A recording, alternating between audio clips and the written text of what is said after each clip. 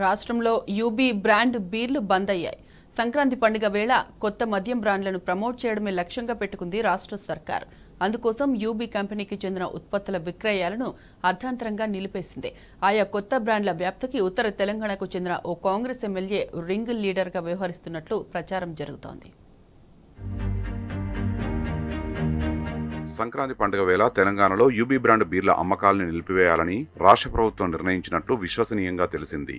A4 మద్యం దుకాణాలకు, బార్లకు కింగ్ఫిషర్ బీర్లను ఇవ్వవద్దని తెలంగాణ బీవరేజెస్ కార్పొరేషన్ లిమిటెడ్ మద్యం డిపో మేనేజర్లను ఆదేశించింది. తదుపరి ఉత్తర్వులు ఇచ్చే వరకు యూబీ ఉత్పత్తుల అమ్మకాలను జరపవద్దని ఆదేశాలు ఇచ్చింది.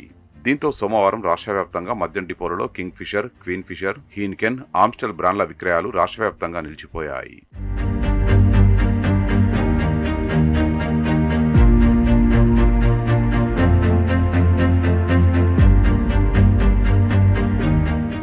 రాష్ట్రంలో కింగ్ఫిషర్, బడ్వైజర్ బీర్లకి 60% మార్కెట్ ఉన్నది.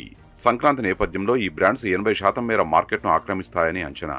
మద్యం గోదాముల్లో, జిల్లా డిపోల్లో కలిపి 14 లక్షలకు పైగా కింగ్ఫిషర్ బీర్ కేసులు ఉన్నాయి.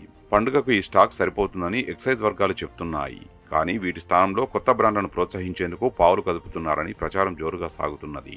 అందులో భాగంగానే రాష్ట్రంలో 2వ స్థానంలో ఉన్న ఆర్సీ, నాకౌట్, హేవర్డ్స్ 5000, ఖర్జూరా తదితర బీర్ బ్రాండ్లను ప్రమోట్ చేయాలని నిర్ణయించినట్లు ప్రచారం జరుగుతున్నది.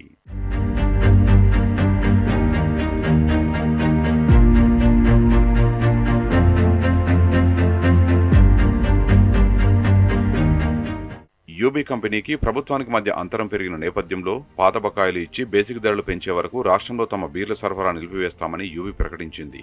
ఈ నేపథ్యంలో మద్యం వ్యాపారులు సిండికేట్ గా మారి నిర్దిష్ట బీరు ఉత్పత్తుల్ని రాష్ట్రంలో ప్రమోట్ చేయాలని నిర్ణయించినట్టు సమాచారం.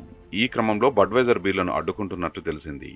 ఈ వ్యవహారంలో ఉత్తర తెలంగాణకు చెందిన కాంగ్రెస్ ఎమ్మెల్యే ఒకరు రింగ్ లీడర్ గా వ్యవహరిస్తున్నట్లు ప్రచారం జరుగుతున్నది.